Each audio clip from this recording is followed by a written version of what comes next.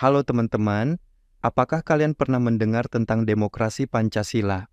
Nah, jadi dalam pembahasan materi kewarganegaraan kali ini, kita akan membahas tentang demokrasi Pancasila nih teman-teman.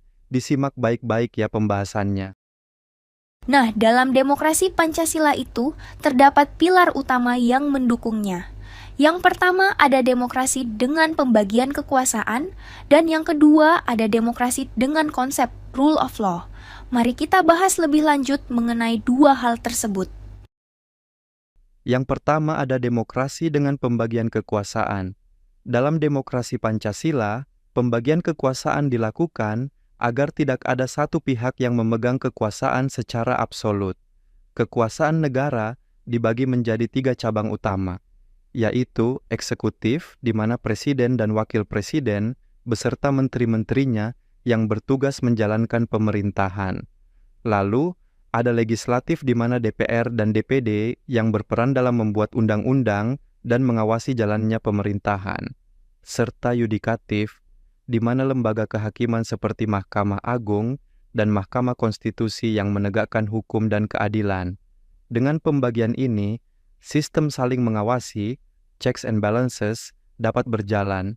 Jika salah satu lembaga menyalahgunakan kekuasaannya, lembaga lain bisa mengontrol atau menindak. Yang kedua ada demokrasi dengan rule of law atau supremasi hukum. Rule of law berarti hukum berada di atas segalanya, termasuk di atas kekuasaan. Dalam sistem ini, semua warga negara, termasuk pejabat negara, harus tunduk pada hukum. Tidak ada yang kebal hukum, dan hukum berlaku adil tanpa pandang bulu.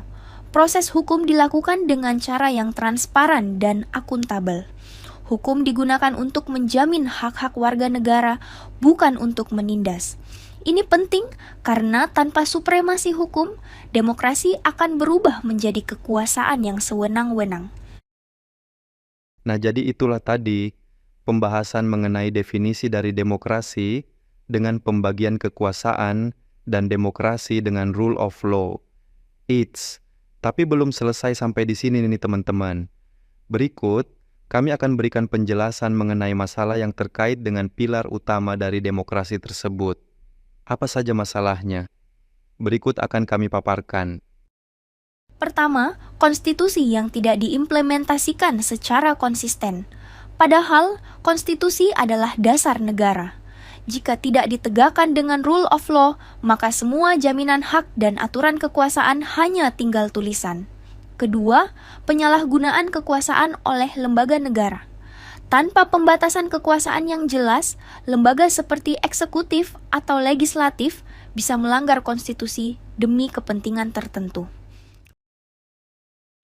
Ketiga, pelanggaran hak asasi manusia.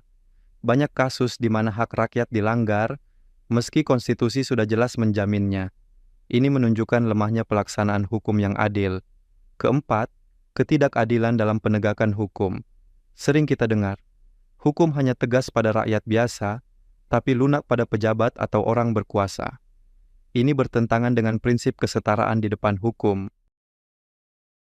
Kelima, kurangnya pendidikan dan kesadaran hukum. Tanpa pemahaman hukum, masyarakat sulit menuntut haknya dan mudah dimanipulasi oleh kekuasaan. Itulah penjelasan mengenai 2 pilar utama demokrasi Pancasila beserta 5 masalah yang sering muncul. Semoga video ini bisa menambah pemahaman teman-teman tentang pentingnya menjaga demokrasi yang sehat dan adil di Indonesia. Ingat, konstitusi dan rule of law bukan hanya urusan pemerintah, tapi tanggung jawab seluruh warga negara untuk menjaga dan mengawal demokrasi yang adil. Terima kasih sudah menonton.